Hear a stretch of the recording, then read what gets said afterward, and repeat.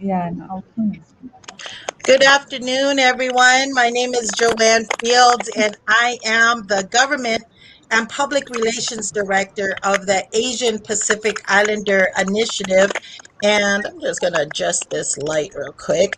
And we are happy to have our panelist, our San Diego County District Attorney, with us to launch a series on Asian American Pacific Islander Hate Summit.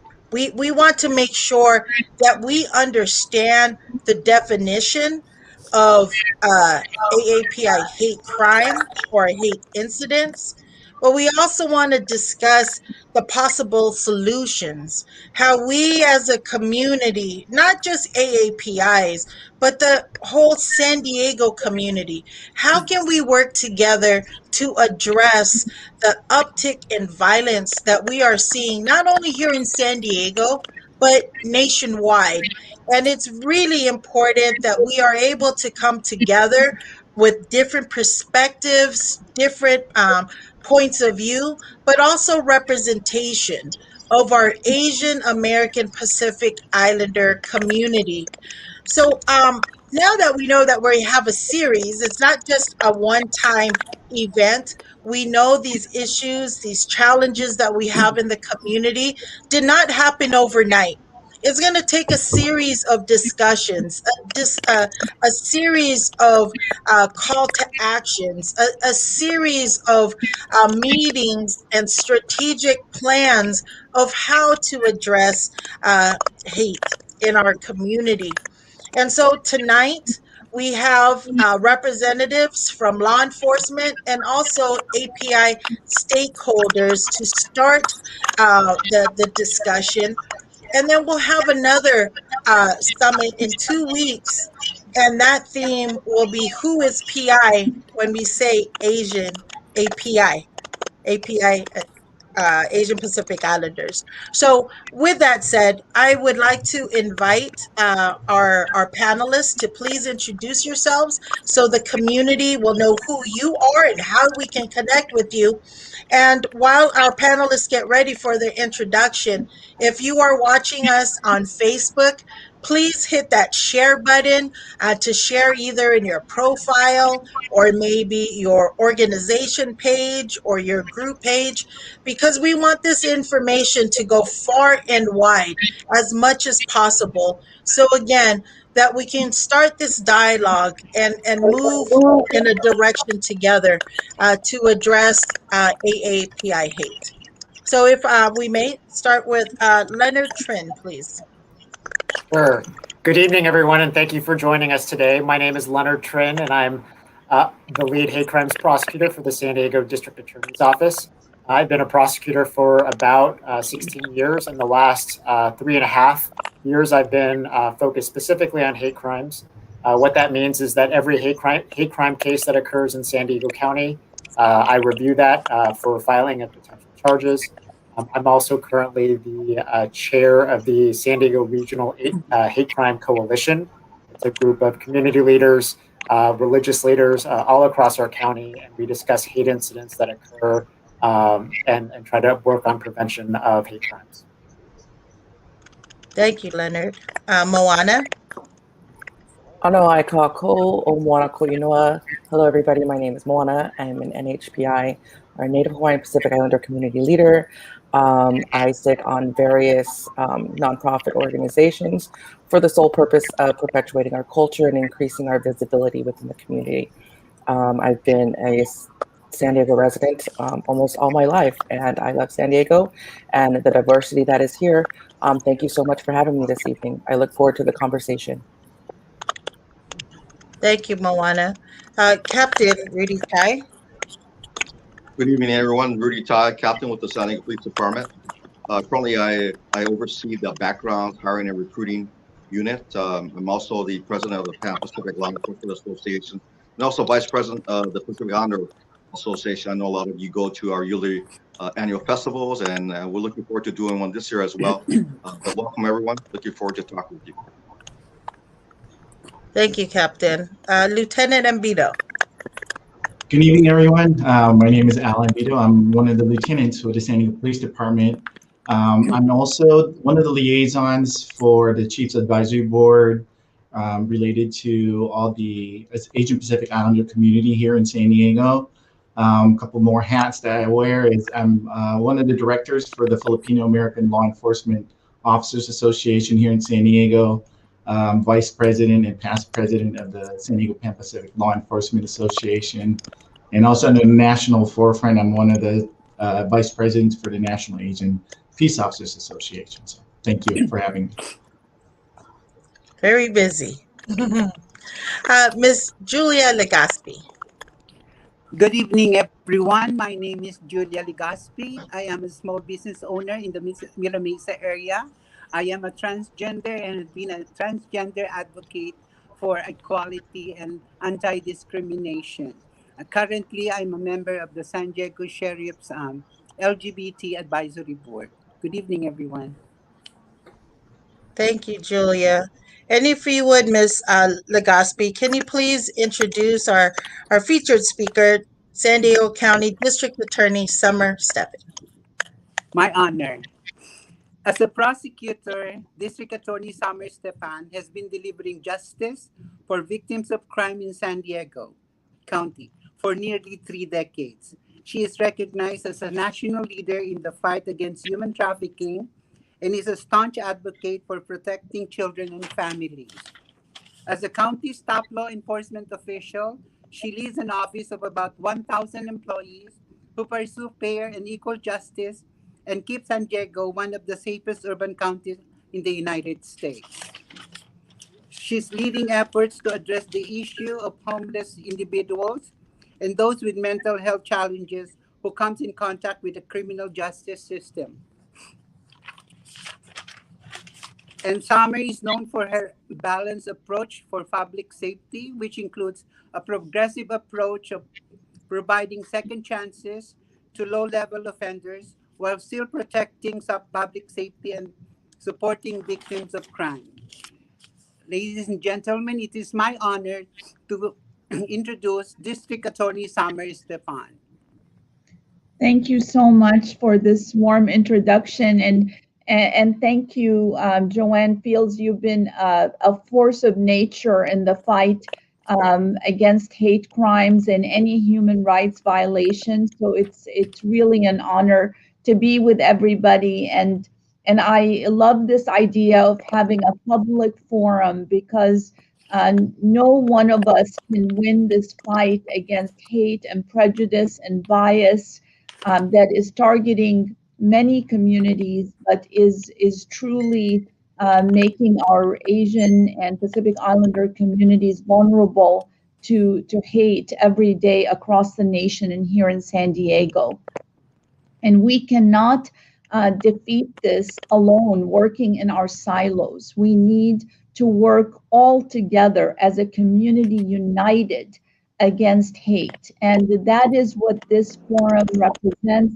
And this is why I'm so excited to be a part of it and to be joined by law enforcement, by community leaders, and by community members that are the true force against this hateful thing that is happening in our nation and in our region. So I wanted to empower the participants here today because knowledge is power. And one of the things that we see in hate crimes is that there is a lack of knowledge, there's a misunderstanding about what constitutes a hate crime and what does not. And that deters people from reporting. There's also sometimes feeling of self-blame and shame that make hate crimes one of the most underreported crime that we see. And we want to eliminate those barriers. We want to make sure that everyone is empowered with knowledge to protect themselves, their families, and their neighbors. And who is their neighbor? That's everyone that faces any type of abuse and discrimination. California, we're fortunate, has one of the toughest hate crimes laws, but You heard, and you'll hear a little bit later from Leonard Trin, who is the person that I selected to lead our efforts as the lead prosecutor on hate crimes. And that's because of his excellence, and both his competence and excellence, but also his heart against any type of abuse that subjects any member of our community to harm or to feeling unsafe. And you'll hear more from him. And now he's also, like you heard, the chair of the coalition against that's the anti-hate crime coalition. So it gives him the ability to connect with every part of the county to empower our community in this regard. The news of the summit has gone far and wide. I was interviewed on this because this is new, what Joanne and the team are bringing, new in the nation. So it was covered by a national publication, and it has gone around the country, where I've really talked about how San Diego is truly a leader in community partnerships, and that's how we stay ahead of the hate, and that's how we fight it. So I'd like to take you through a few slides that will later be followed. Part of the slides will be covered by Leonard Trin, to give you a quick education that will make you, if not a full expert, at least a mini expert in hate crimes in San Diego, specifically discussing the anti-Asian Pacific Islander hate crimes that we see. I don't know who's running the PowerPoint, but here's the first slide. So let's define hate crimes. You know, we are a country of laws. And as Dr. Martin Luther King put it best, laws cannot make another man's heart love me, but laws will protect me from the heartless.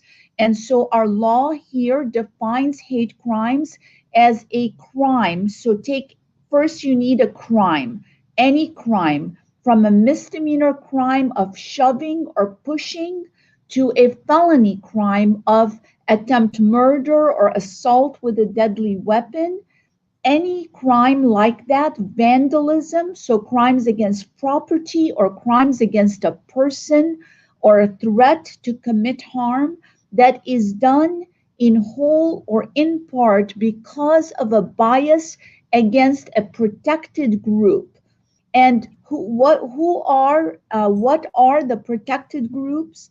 They are categorized, as you can see on the PowerPoint, based on race, ethnicity, nationality. That is the biggest target for hate crimes.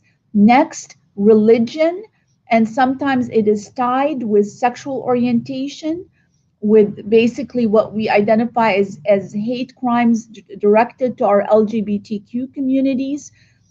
Gender-based hate crimes, or hate crimes that are based in disability, and or association with any of the above, meaning you maybe not belong to any of these groups, but you're an ally, you are a friend, you're with somebody, and because of your association, you become a target.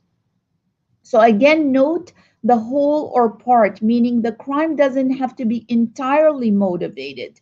So for example, you see some of these crimes where you have a robbery. Somebody is pushing down an elderly person and they're robbing them.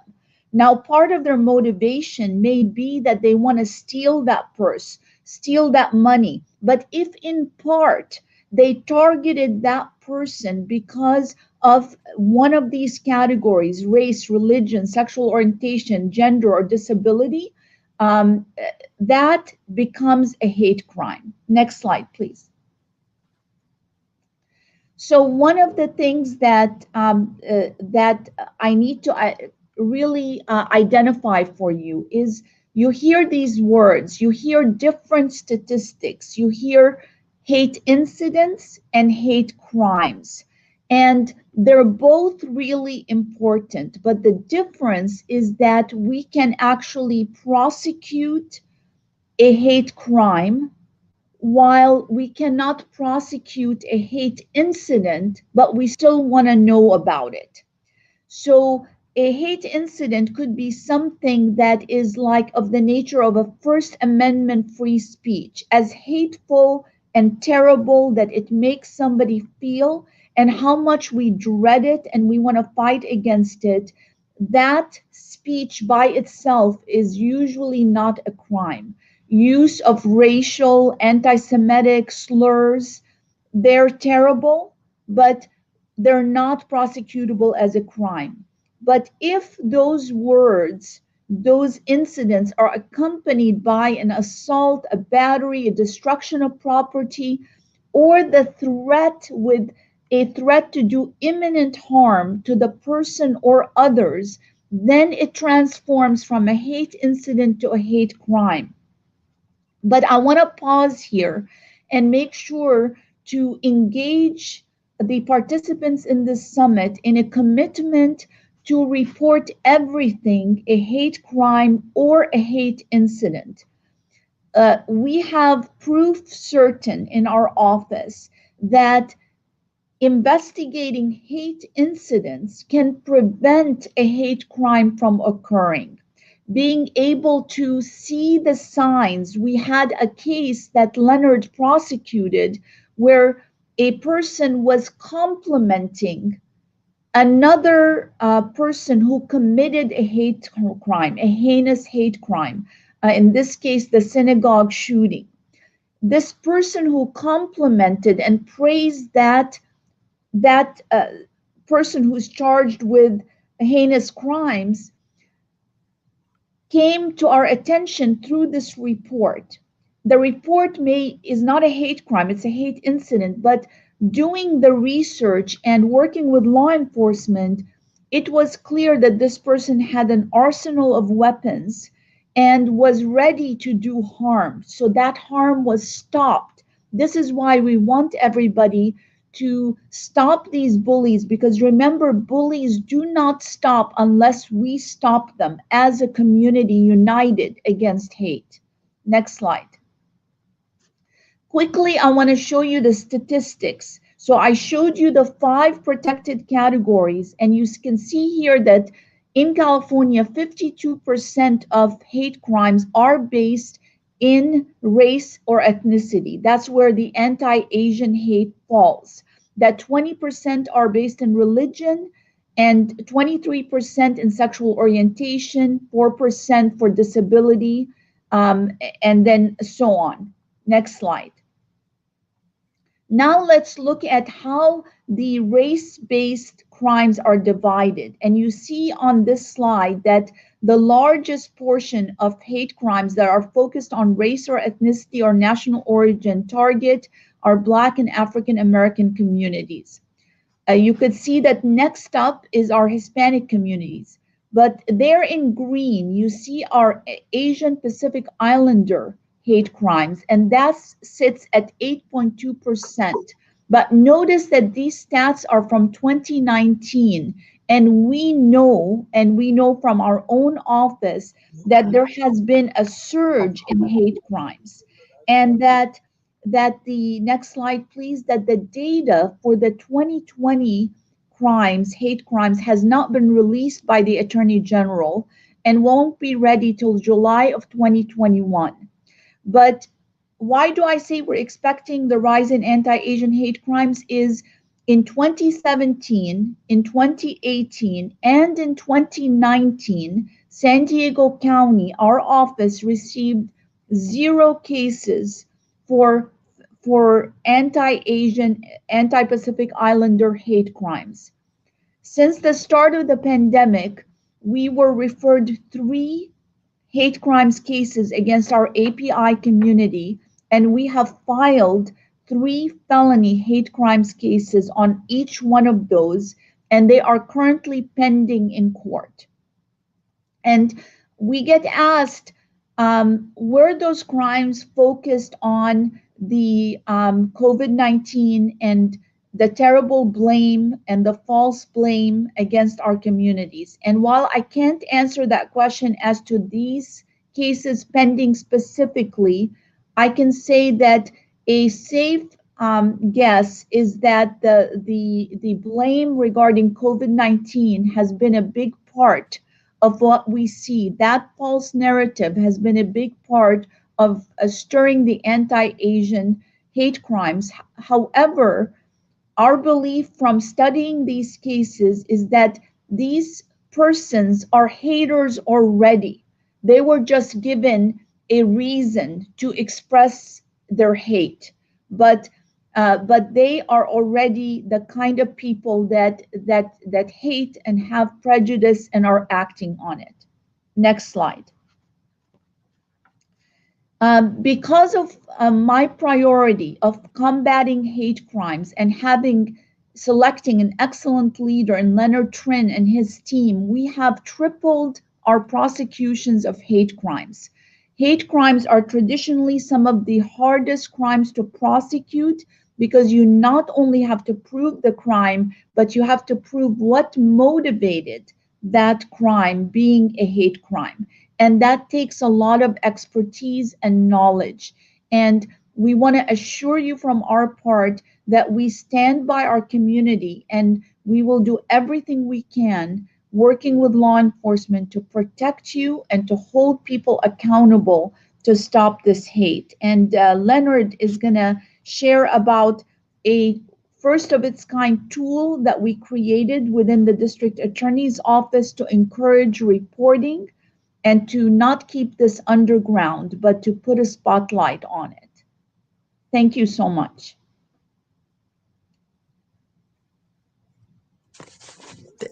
Thank you for that great description, so we understand the difference between a hate crime and a hate incident, and then also to learn who do we report to through Leonard and your team.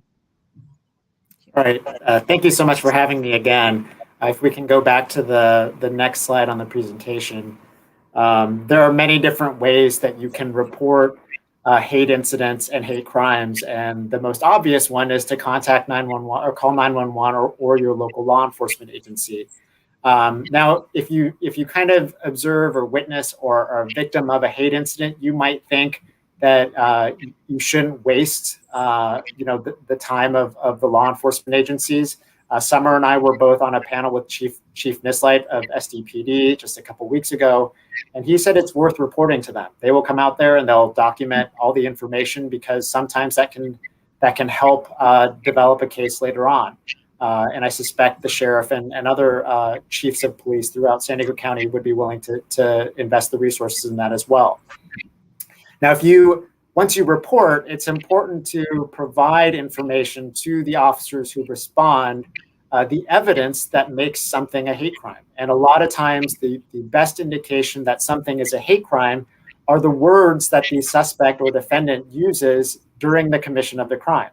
And so if you see an assault or a battery or you see a shooting of some kind, and someone's really injured, the focus is always going to be on the acts that made up the assault or the acts that made up the whatever crime it was that was committed. But you want to also make sure that if there were racial slurs used, homophobic slurs used, any type of words that put down the victim, that you also relay that information to law enforcement as well. Because if that information gets missed, then the officer who's out there taking the scene won't recognize it as a hate crime, won't put it in the report. The detective who does the follow-up won't recognize that it's a hate crime, won't put it in their report, and then it doesn't come to me for review. So you want to make sure that you pass on all the information, particularly the things that the suspect says during the commission of the crime, because that's really sometimes the best evidence that we have that something is a hate crime. Obviously, if you have a description of a suspect or a license plate or a car, that information is extremely important for hate crimes. Hate crimes tend to be stranger on stranger, and so identification of the suspect is often one of the biggest hurdles we have to face. And so if you're able to provide that information that can help identify who the person was, we've all got cell phones these days that all have cameras on them. So if you can take a picture or a video and provide that to law enforcement, that information can sometimes solve a case. Once the case is reported and the officers are done, it's important to cooperate throughout the entire investigation. You might come in contact with a detective you might come in contact with me or a victim advocate. It's important to kind of keep tabs on what your case is so that we can make sure that the person is held accountable for whatever crime it was that they committed. Summer mentioned the hate crime hotline that we started. It was her brainchild from about a year ago in response to kind of the first wave of the anti-Asian Pacific Islander hate incidents and hate crimes that we were seeing throughout the county. And so she wanted to create a tool for people to report directly to us, not only if they think, they don't want to bother law enforcement, but if they just want someone to kind of keep track of these incidents, they can report them to us. And so we have a phone hotline, 619-515-8805. We have an email account, hatecrimes@sdcda.org, or you can fill out a complete form on our website, sandiegoda.com. You will get a response the next business day at the latest from me. And we can kind of talk about whether or not the hate incident is really just a hate incident or if it should be reported to law enforcement so they can investigate a hate crime. Throughout the existence of our hate crime hotline, we've received over 130 tips, and approximately 12 of them have been targeting the API community. So we have developed some good information from that, and it's a useful platform for people just to kind of follow up on their cases. So what happens or what's available to victims of hate crimes? Well, our office has a whole team of victim advocates, and they're the largest provider of victim services in the county. And the victim advocates can assist victims of any crime, but hate crimes included, to reimburse them for any out-of-pocket losses related to crime. When we think about out-of-pocket losses, obviously, if there's property damage, they can assist with that. If there's medical expenses, they can assist with that as well. And the whole goal of the victim advocates and the Victim Compensation Board is to put the victim back as close to the pre-crime state as possible. So if there are any expenses, lost wages, or those kinds of things, those are things that can be recovered by the State Victim Compensation Board. If we go to the next slide, some of the requirements in order to be eligible for assistance through the Victim Compensation Program, the crime does have to be documented. Most oftentimes that comes in the form of a police report because the victims have contacted law enforcement to report the crime. But it can also be accomplished by getting a restraining order, or if it's documented, the injuries are documented in a medical record. But most often, again, it's likely going to be from a police report. And that's honestly how our victim advocates first learn that a crime has been committed and that a victim might be eligible for services. They read all the police reports that come in and identify those cases where they might be able to offer assistance. The victims have to be cooperative throughout the process. That's obviously, if it's already been reported to law enforcement or the victim's already taking measures to either get a restraining order or seek medical attention, that's usually a pretty easy threshold to overcome. Victim can't be on felony probation or parole, and the victim can't contribute to the crime being committed in any way. So if you're going out to pick a fight with someone, then that's obviously going to be a potential bar to getting compensation through the Victim Compensation Fund. Next slide. So what's covered under the Victim Compensation Program? Mental health counseling is covered. That was a question from one of the attendees here, is whether mental health services are covered, and that is covered through the Victim Compensation Program. Medical and dental expenses in case you suffer an injury. They can cover some limited relocation or home security improvements. If there's any wage or support loss as a result of the crime, that can be covered. And then obviously the most tragic of potential crimes, murders, they can assist with funeral and burial expenses as well. But the key takeaway for me, and I think for Summer, is that we really do need your help in reporting hate incidents and hate crimes. We can't do our jobs and protect the community unless those things are reported. And so our message is to always report hate incidents and hate crimes, because we need to work together to stamp it out. Thank you so much. That contact information is really key. The message that we want to share with the community: if you see something, say something. We'll make sure to post that information as well later in the broadcast and on our social media. platforms, so that again, we need this information out. And I really appreciate that we can see who we're reporting to. Many times it's just a list of numbers and you don't know who's on the other end. And we want to make sure that we strengthen our relationship with each of your offices, the district attorney, special operations, SDPD, the sheriff's office, because again, we want to encourage our community to, again, if you see something, say something. And these are the people that you will be talking to on the other end of the line. And if not them personally, someone in their department. But we have a connection. And that's really important so that we can come out of our comfort zone. Many times things go underreported because we don't feel comfortable, or there's a fear of retaliation. But you can walk us through the process to help safeguard us when reporting. But more importantly, that we can monitor what's happening in the community, and so that we can remain vigilant and be aware if we see something in a certain community, a certain neighborhood, that we are informed. So thank you again for giving us that description and giving us contact information on how to report. I'm gonna move on to our partners in the San Diego Police Department. There are many different ways for us to help combat hate. And one way to do that is to make sure that our perspective from the Asian Pacific Islander community, the Filipino community, that we have someone that looks like us working within the force. That makes a world of difference, so that again, when we approach a certain community, we need to know the leadership. We need to have relationships in the community. And the two people that we have partnered with over the years, is not a reaction of what's going on in national news, but these two police officers within SDPD have really made a concerted effort to reach out to the different community groups. Because when we say Asian Pacific Islander, that's a huge umbrella. And you'll hear us reminding people, who does that entail? Because if I ask you who's Asian, that includes Lao, Thai, Cambodian, Hmong, Japanese, Chinese, Vietnamese, and the list goes on, because it also includes South Asian, Pakistani, Bangladesh, Sri Lankan, and we also have Native Hawaiian Pacific Islanders, which is Samoan, Tongan, Chamorro, and the list goes on.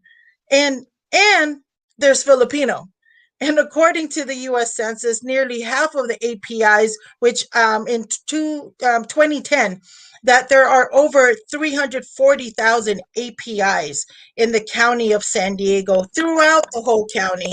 So don't say you're going to find us only in National City or only in Mira Mesa. We're in Oceanside, we're in Escondido, we're in La Mesa, we're in Chula Vista, we're in Nestor. It's throughout the whole county, and we need to create that awareness. But in the city of San Diego, the partnership that we have, we're going to start with Captain Rudy Tai, that will talk about the law enforcement staff. We need staff that looks like us, so that the perspectives from our community can be shared amongst decision makers within law enforcement. So if I may, Captain Rudy Tai, can you share with us your role within SDPD, and the importance of joining the force, and how do we, if someone is motivated tonight, how do they get into the recruitment process? Absolutely, Joanne. Thank you for including us. And I just wanted to thank the District Attorney's Office for being such a great partner with us over the many years in combating and going after aggressively hate crime offenders. Any type of hate crimes or hate incidents is so important for us to be aware of that. Looking at if you come across something that you think you should report, definitely report it to us. Report it to the county district attorney's hotline. It's it's so important that we track that because you just never know where the connection could be. It could be locally, or it actually could be nationwide. With that, we're hiring right now. San Diego Police Department is hiring, and we're looking for a diverse amount of people that represent our city. So when we look at that, we look at everyone across the board. Let me put out our website. Any of you that are looking for a job and looking for a very dignity profession and excited to serve your community, www.joinsandiegostpdnow.com. www.joinstpdnow.com. Right now, we just put an academy together, about 50 plus diverse individuals.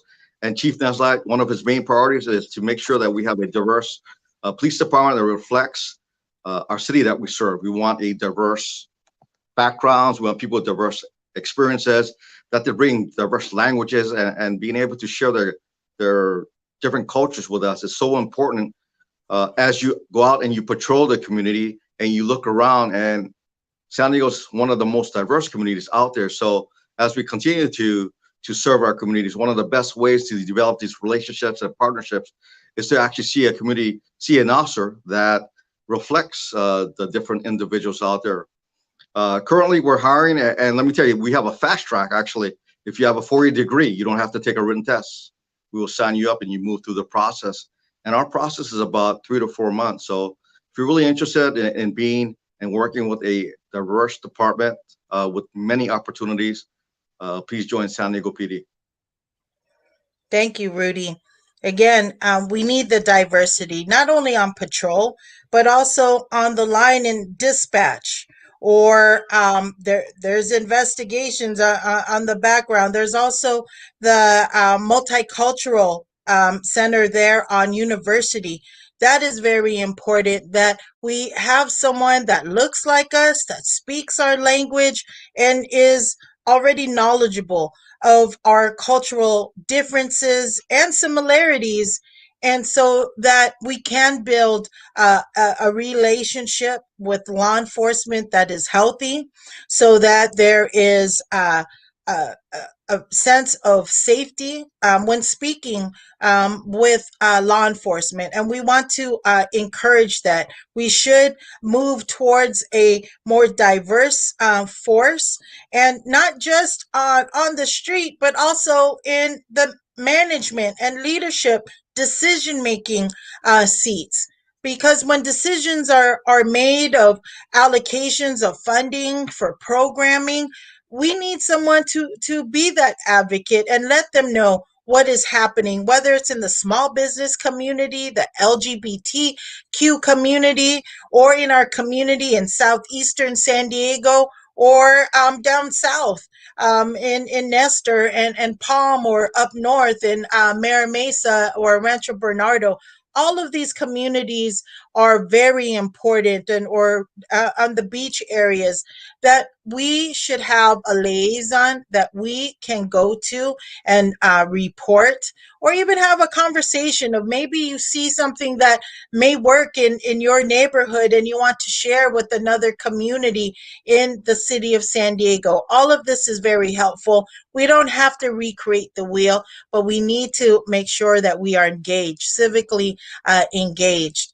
So with that, another partner we have in SDPD who is engaged in our community, who has provided victim services. There was the incidents almost approaching 2 months now.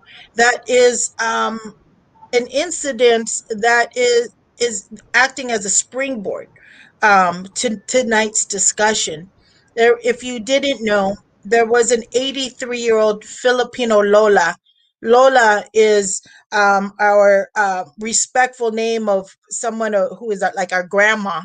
So Lola Rosario was attacked randomly on her way home from visiting friends in southeastern San Diego to downtown where she resides. A random act of violence.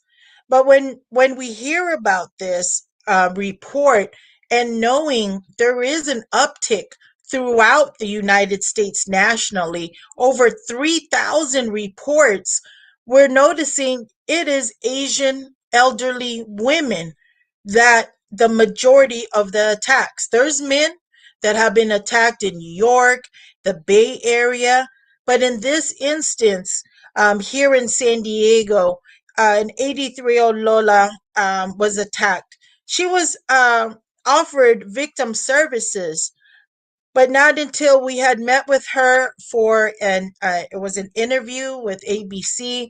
We had a translator, Agnes. Hey Jack, I love Agnes because she was able to speak to her in language. She was able to draw out the concerns, the feelings that the trauma had instilled on Lola Rosario, and it made it comfortable for Lola to now avail of services, the therapy, the counseling, so that we move in a direction for her to, one, feel supported, but two, so that she does feel safe again to re-enter into the community. Because since our last visit with her, she has not returned riding onto the trolley, and she shared with us her safety concerns.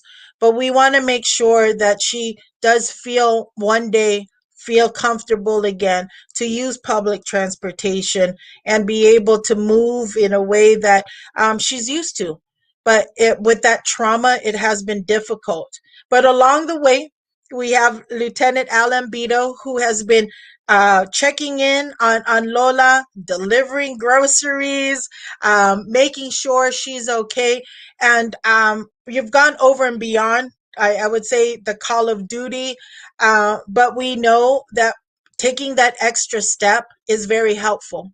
And so, Lieutenant Ambito, if you would, please talk about your role with the Filipino American law enforcement organization and how important it is for victim services to also be provided by someone that looks like us in the community.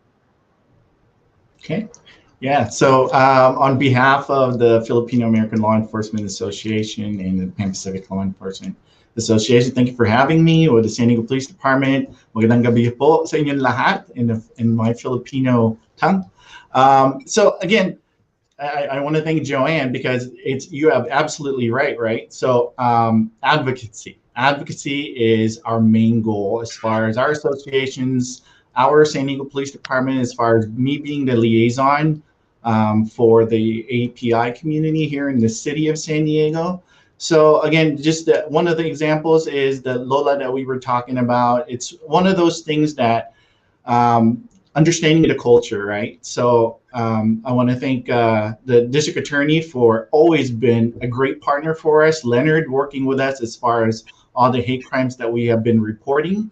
And what Captain Tai already mentioned as far as our recruiting efforts. So the great thing about it is our association, the San Diego Police Department, we always work with one of our main goals is making sure that we mirror the community that we serve, right? So like Joanne said, we need to hire more people that look like us, that speak like us, that know the culture that we are trying to relate to other people. So with the San Diego Police Department, you know, we have every ethnic group that you can imagine, but not everybody knows that. So the great thing about it is that we actually have our multicultural community relations office. Sergeant Lim Sansenoy is a great advocate for the community. So those are the things that we use as far as being proactive. So right now, because of everything that is happening, we are trying to be proactive. We go to community walks. We go to Little Saigon in Mid-City. Tomorrow we're gonna hit the Convoy District. And then next week, maybe the Mira Mesa, we're gonna do a walk just to make sure the community understands that we are here as your advocates, as your representatives in the San Diego Police Department to ensure that we help you with the needs that you have, especially with what Joanne said, the elderly community, our senior citizens. That's one of the things that we try to make sure that we have representatives to help them so that they would be more comfortable in reporting these incidents. Like the district attorney said, hate crime is probably and most likely the most underreported crime or incident for us because of not understanding what is a crime and what not a crime. So it's a great thing that they explain the differences in how to report it. So again, advocacy, it's our goal is always to encourage. Like Leonard said, we need your help. We need your help in encouraging people to report incidents, regardless if we think it's the crime or not. It doesn't matter to us. What we want to know is that what is happening in our community. So if these things are happening, whether somebody is saying something hateful against somebody else, we need to understand it. We need to know it, and being able to document those things, because those are the things that we're going to be will be able to help us out in understanding what a crime is if we need to move forward with the investigation. So again, like I said, it's just more of seeing and understanding and knowing that we do have personnel in the San Diego Police Department that mirror the community that we have, whether you're an Asian Pacific Islander, Hispanic, Black, all these folks. That's why we have representatives. And the San Diego Police Department, again, is very proactive on our website with the San Diego Police Department. We have, if you need to look for the liaisons for each group that we have, our names are there. Our contact information is always there. So again, it's more of just helping out. And after something happens, our responsibility too as advocates and liaisons to the community is to make sure that we follow up, right? So that's the important thing, that making sure that we value, that the community feels that they're valued. As far as with the San Diego Police Department, we always follow up. Like the Joanne said with the Lola that happened, that terrible attack that happened to her on the trolley. So something that we can do is not just taking reports. We follow up to make sure that they're okay, as far as wellness, or anything that we can provide as far as help with food or needs and all those other things. So again, our focus is on the follow up with the victims and the families. So again, that's just one of the things that we do with the San Diego Police Department, with the partnership with the Sheriff's Department and also with the other law enforcement agencies out there, but most especially with the District Attorney's Office. So thank you. Thank you for, again, sharing the different roles that our law enforcement officers have, the importance to have diversity on staff, on all levels, in management, the decision-making roles that we have, and then also that there's women on the force. I want to make sure that we have the gender balance, because I just said, oh, wait a minute, I'm looking at our representatives with the exception for our district attorney. We need to know that it is very diverse. And I'm going to read off a few names that are on your board there at the San Diego chapter of PANPAC. We have Michelle Hanson Garcia, who's a detective, Colleen Quentin King, detective, Dave Wayne, detective, Susie De La Pena, Paul Choi, who is the San Diego District Attorney of Investigator and Law Enforcement Liaison for PANPAC, Sharon Dozier, Denise Liu, our good friend Liam, there at the Multicultural Center. So it is very diverse. There are, again, that umbrella of Asian Pacific Islander is very diverse and well represented on the board, but also in the membership. And so if you want to connect or learn how to apply to be a police officer, to be a detective, or to be a liaison, a community liaison, a CRO, community relations officer, there are openings and they have the academy. So here are your points of contact: Captain Rudy Tai and Lieutenant Alan Beto for the city of San Diego. But we know there's other levels of law enforcement, and to represent as an advisor to San Diego County, Bill Gore, we have Julia Legaspi. Not only is she going to talk about participating on the advisory board, but also as a small business owner, we know that many businesses have been impacted by this rash of attacks on the Asian Pacific Islander community. And while we wait for Julia to come back on, because there's a little connectivity challenges, while we love Zoom, we know that sometimes we have technical difficulties. So I'm going to wait a couple seconds. There she is. Thank you, Julia. So we're going to go right into your role as an advisory board member to County Sheriff Bill Gore. Okay, Juan, for inviting me and giving me the opportunity to express how important is advocacy and representation. Just like my mantra, if we're not seated on the table of equality, we are on the menu. So let me start by reading the mission statement of the Sheriff's LGBT Advisory Council. The San Diego Sheriff's LGBT Advisory Council's mission is to identify and bring issues of concern from individuals and organizations within the LGBT communities to the attention of the Sheriff Department staff for preemptive and collaborative resolution. As a transgender person of color, I had my share of hate speeches. I had experienced racism, discrimination, and homophobia because I came from a time where transgender are being driven to invisibility because of intimidation and the fear of retaliation. That even the simple use of the bathroom is a struggle for people like us. As a small business owner, my chair serves only not a beauty chair, but also like a counsel, an advisor, especially with the Lolas who had language barrier. And as an ambassador to the community, I could tell them what needs to be done. Everything has to be, any incidents of violence or hate, even speeches, should be reported. And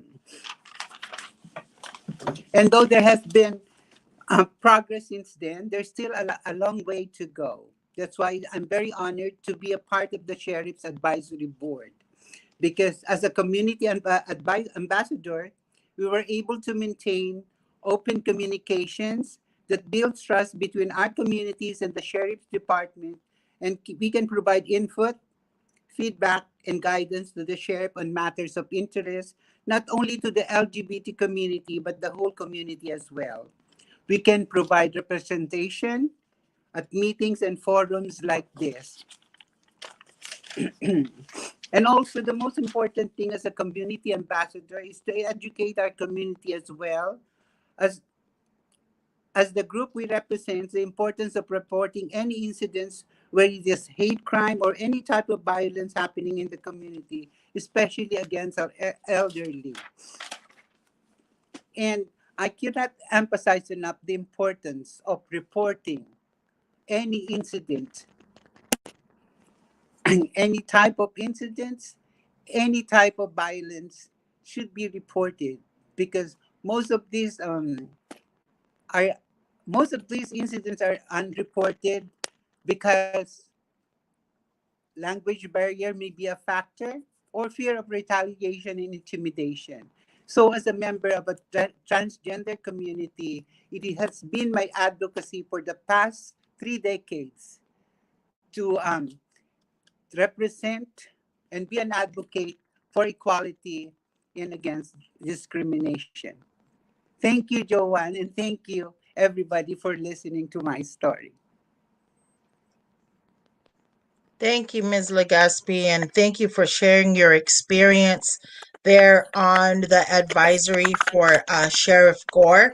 I would like our audience, before we move into our next panelist, if you have any questions please ask your question on the San Diego Union Tribune Facebook page, because that's where we can monitor. I appreciate that people did follow our request to share your Facebook with your Facebook network today's presentation.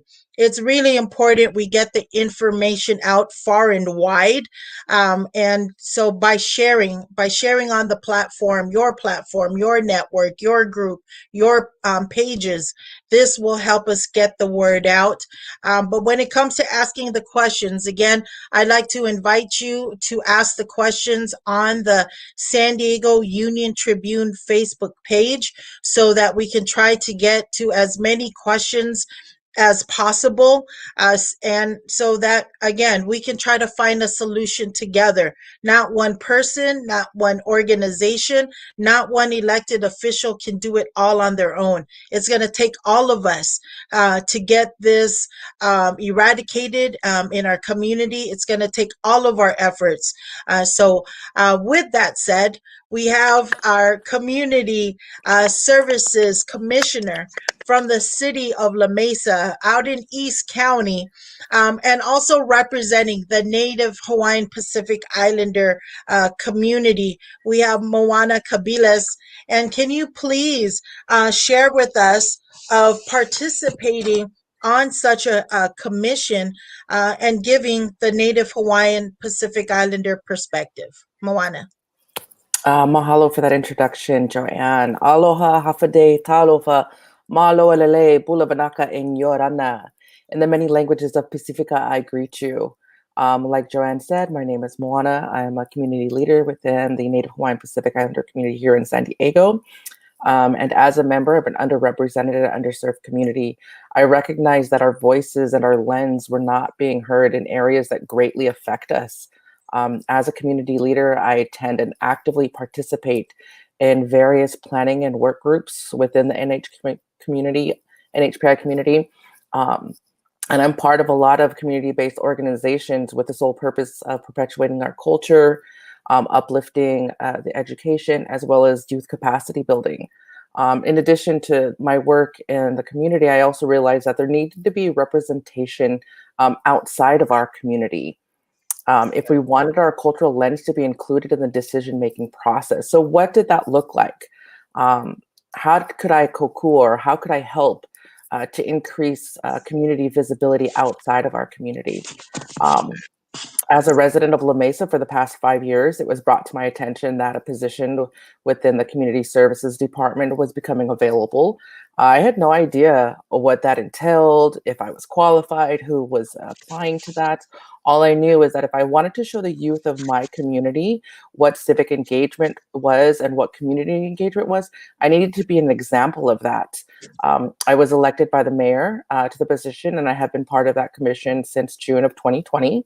But my community engagement doesn't just stop there. And I encourage folks to put yourself out there. Our voice and our cultural lens is needed. And don't wait to be invited to the table. You have to lean in and you have to bring your own chair, because nobody's going to invite you. You have to just forcefully place yourself in situations where you are being heard. As an NHPI, our lived experiences are relevant. And they need to be heard now more than ever, specifically in the climate that we find ourselves. And so with that, I want to end my short presentation with, what does a call to action look like? What can you as a community, as a society, specifically here in San Diego, what can you do? While there are so many things that we can do as an individual and as a community, I just wanted to highlight just a handful that I felt were really relevant and something that we could all do, because it's not enough to sit back and say, oh, that's so sad, what's happening. Empathy and emotions don't exact perception change.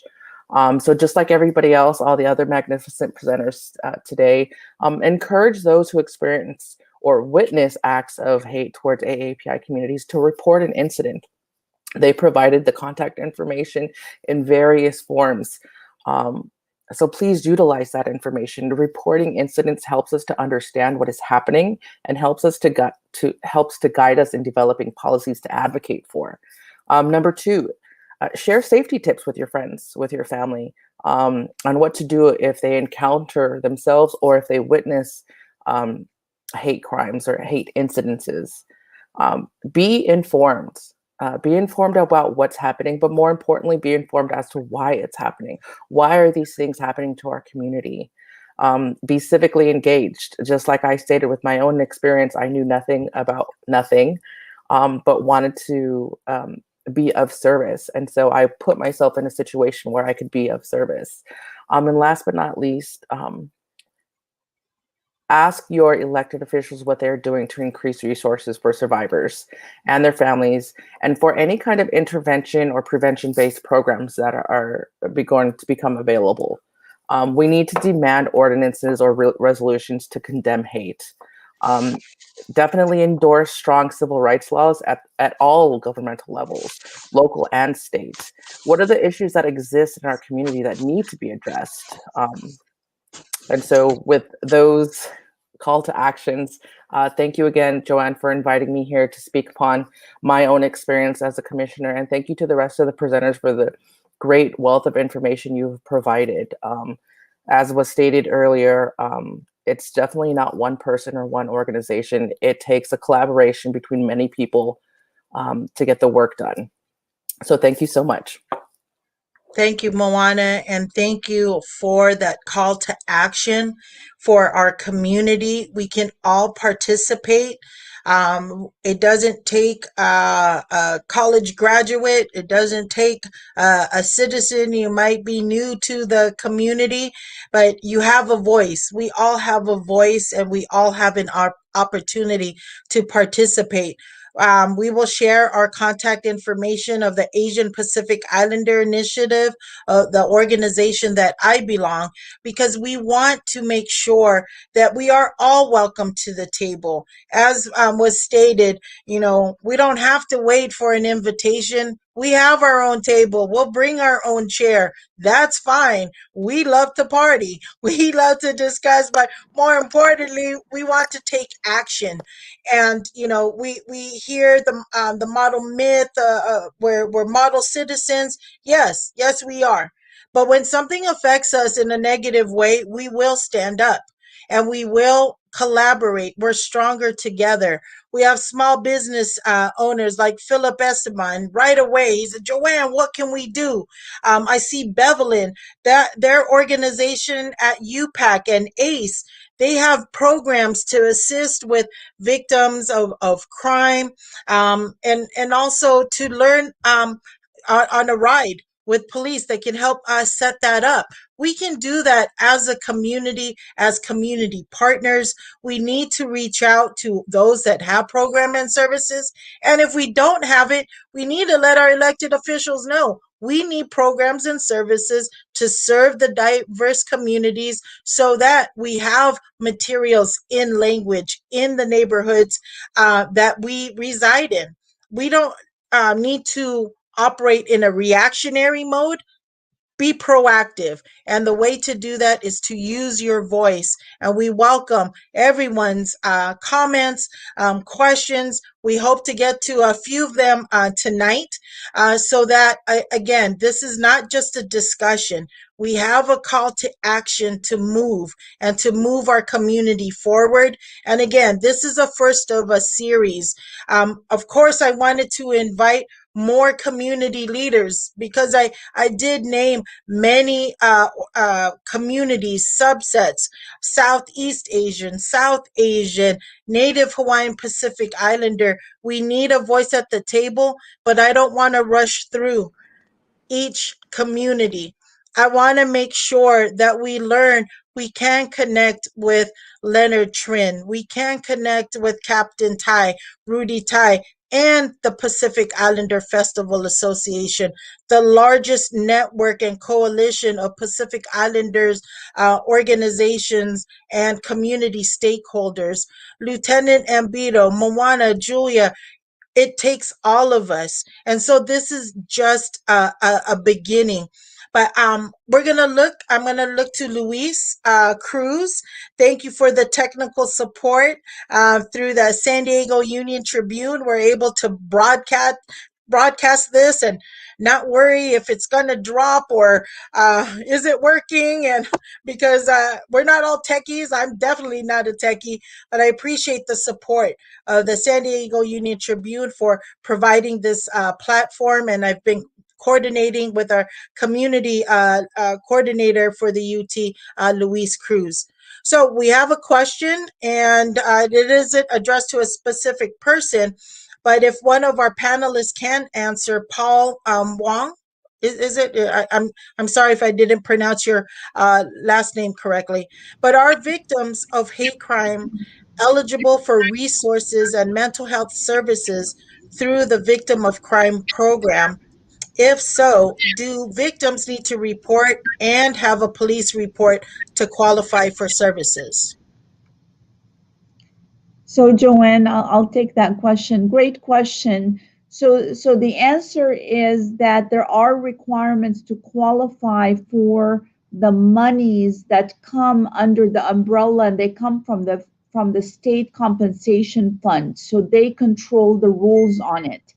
And you do have to have a report and a police report to qualify for those funds. But it is our firm belief that no victim will be turned down because they don't have a formal report. In that instance, we will make the right referrals to community-based programs that offer victim assistance and offer free services. So we will refer, or we have a whole network of referrals. So we'll still take the call at the DA's office, SanDiegoDA.com, or the Victim Services line, which is 531-4041. And a victim advocate will still guide that victim through the network to get that mental health and those resources. It is my goal, and that's probably for another program, that we will have regional family justice centers that are focused on trauma recovery, regardless of whether they file a police report or not. The city attorney, Mara Elliott, runs the Family Justice Center downtown that doesn't depend on having a police report. And the DA's office is opening one in the North County, and it's our goal to regionalize those across the county so that every victim can get services and not worry about all of the different rules. Thank you. Thank you for that answer. We have another question by Paula Hall. A victim on parole can't be a target of a hate crime. That seems wrong to me. Any individual may be a victim of such a crime, including people post-incarceration or conviction of a crime. That sounds like we need a policy change. Is that correct, any of one of our panelists? Because it does seem like, not seem like, it is, my opinion, that is wrong. That once you have served, you are a citizen and you have rights. So how can we change that? Well, it's incorrect, first of all. So Okay. victims who are on parole or probation or even currently incarcerated can be the target of a hate crime. In fact, we've prosecuted those cases that have occurred in the San Diego County jails. I don't think we've had a case yet that has occurred down at Richard J. Donovan prison, but we review any crime that occurs in a correctional facility. And if you're out of custody and you're on probation or parole, that's not a disqualifier for being a victim of any crime, really, but specifically hate crimes as well. So even if you are formally incarcerated or have a criminal record, it should not prevent you from calling 911 or reporting hate crimes and hate incidents to us. Okay, thank you. Barbara Yee, how do we protect ourselves out in public? What are you doing to make it safe to be out? All you say is when it happens, you to tell. I'd like to take up that question. We are working with a number of nonprofit organizations. We do have an event coming up on May 1st. We are also working with our grandmasters, our uh, uh, people with the experience to share on self-defense classes, that we want to share that with our seniors, our women, our families, so that you do learn techniques. We also know that there's an effort to reach out to our small businesses, how they can better protect the community, not only when they see something they report, but also to make sure that safety measures are created or implemented in a small business setting. But Barbara, if you would like to inbox your contact information, we can work together on how to find solutions, how to better protect ourselves. There's self-defense, there's neighborhood watch. There's a number of ways that we can better protect ourselves. So let's discuss and create that resource list so it is safe for everyone. And is there any other resources on from the panel that you want to share, how we can better protect ourselves when we're out in public?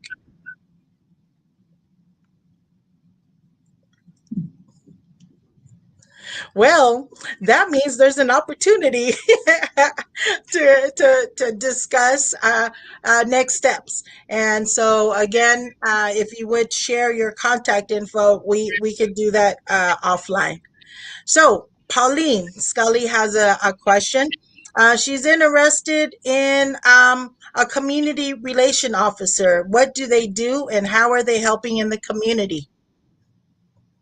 Rudy or Lieutenant Ambito, would you like to answer that?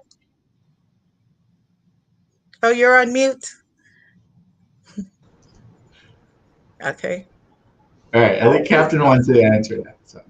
Okay. No, you can go ahead, but I'll start. Community relations officers are so important to us, especially in the community, providing that support to community, answering different types of questions. But that's different from a police officer. They still have to get background, and we hire them, and they go through specific training as well. But they're one of our important components on our department because they bridge that connection to various communities. Every division that we have at least one or two community relations officers. They go out in the community, they attend every event, they go to every meeting. They provide that information directly to the community relations officer that will share that with the command, share that with the captain. If there's a specific crime issue that's occurring, the captain will get that information as well as meet with the community. So extremely important position. I'll have Al elaborate on that, especially on multicultural storefront. Al. Let me speak about the Multicultural Community Relations Office. So it was established 30 years ago, more than 30 years ago, actually. So it was first introduced because of the influx of refugees from the Southeast Asian community that came in the 70s and the 80s. So the department needed something to make sure that we can reach out to the Southeast Asian community through the San Diego Police Department. So it was established, it was first introduced as the Indo-Chinese storefront. So it has evolved now to the Multicultural Community Relations Office because it doesn't just serve the Southeast Asian community now, it serves pretty much everybody. And that's coming from our Arab American communities, Middle Eastern communities, so pretty much everybody. So that's why we kind of changed the name. So what it does is we have sworn and non-sworn police personnel that work there. So their main focus is that's pretty much what it is, community relations. They focus on, we have representatives that, like Joanne said a while ago, is that people that look and speak from the same way that the community that we serve. So we have Laotian, we have Hmong, we have Vietnamese, we have Cambodian, Filipino, everybody that you can think of that is part of our community. We have representatives in the community relations office that can help you with just language, translation, or just the most important thing for us is understanding the culture, right? So that we can relate to it, then understanding the difference between what's happening from that country to when they come to this country. So explaining more of those things and helping you be more comfortable in reporting crimes. So that's basically what the community relations officers are from that multicultural community relations office that we have. Now, each division have different community relations officers. Those are the ones that actually, that's their main goal is just attending community events, community meetings, the commissions that are in each division. Those are their responsibilities. They're the representative for the division. So at least we have one liaison or two liaisons that is representing, and then so that we have the direct contact from the community, and it goes straight to the lieutenant and the division, the command, and then it goes to the captain. So there's really not much of like the steps that you have to go to, so that the command staff or the people that are the decision makers would have the information already. So it just kind of fast tracks the way for us to help out what the community's issues are. So, but that's basically what the community relations officers are. So.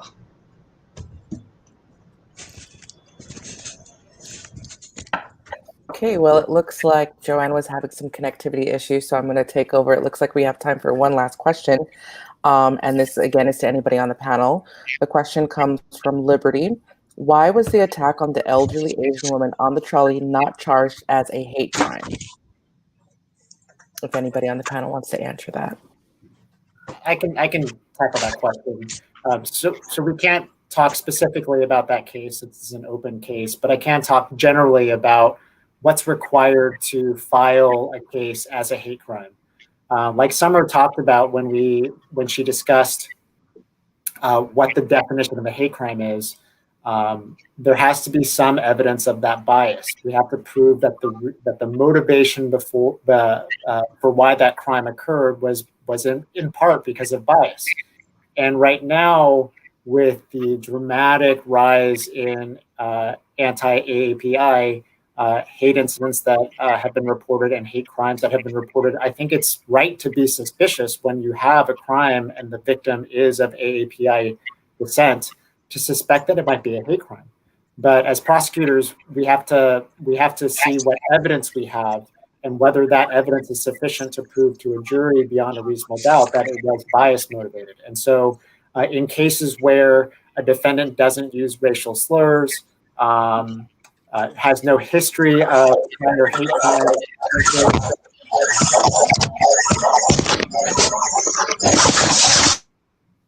I got a lot of feedback for a second.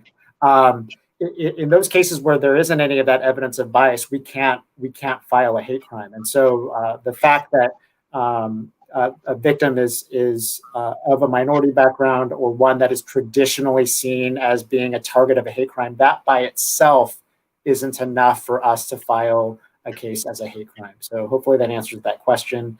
But again, it is something that we looked at and wanted to make sure that if we can prove a crime is a hate crime, we absolutely will file it.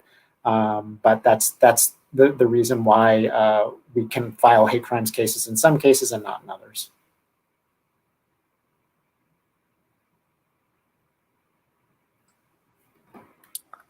Well, thank you so much for clarifying, and thanks for the explanation. I'm not sure what happened, but we'll just keep it going. I think that was the last of the questions. I want to thank all the panelists for being here this evening and for sharing your time and space with us, as well as your knowledge and expertise in the various areas. From the comments, it seems like this type of conversation was just apropos, especially during the climate that we find ourselves in. So thank you for that. I'm at a loss here because Mr. Luis, there you are. There. Hi, everyone. Thank you so much for a very informative panel. We unfortunately lost Joanne there at the last minute. I'm trying to see if she can get back. Let's see. Joanne, are you here? Can you see us? Let me know if you can if we can see you. Let us know if you can hear us.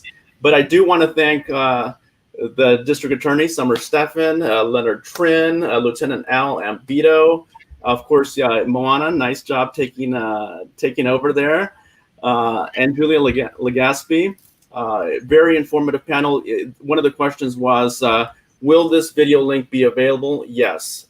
So after this live presentation is over, we will then Facebook will then be able to replay it on the same link, also on our YouTube channel, and as well as on our website at SanDiegoUnionTribune.com/UT today. Joanne, I know you may have had some final words, if you can hear us. We can't hear you, though, unfortunately.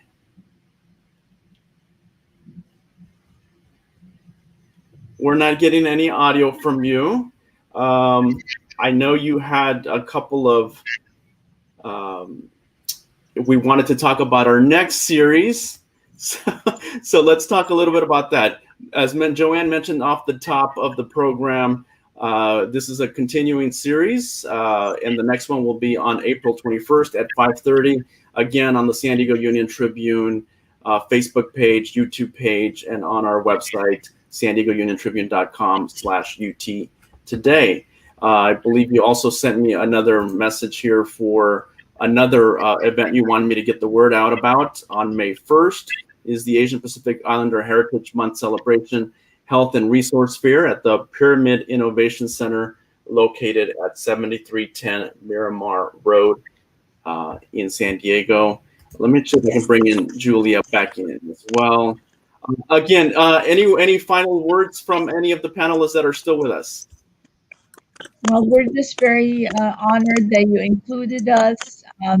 Thank you, everybody, for the great questions, and just know that we're here for you. And if you want to use our tip line, you'll get Leonard live with personal service to respond to you and help you navigate the system, whether it's to law enforcement, resources, or anything. But I just want to remind everybody that we have an incredible community because of engagement of our media being engaged, our community leaders like Joanne, and that we are better than the terrible examples that we see, that there is still, even from the DA that sees terrible reports every day, we still have more good in this community than the examples of hate, and we cannot let them win. All right, and with that, Moana, did you want to say anything?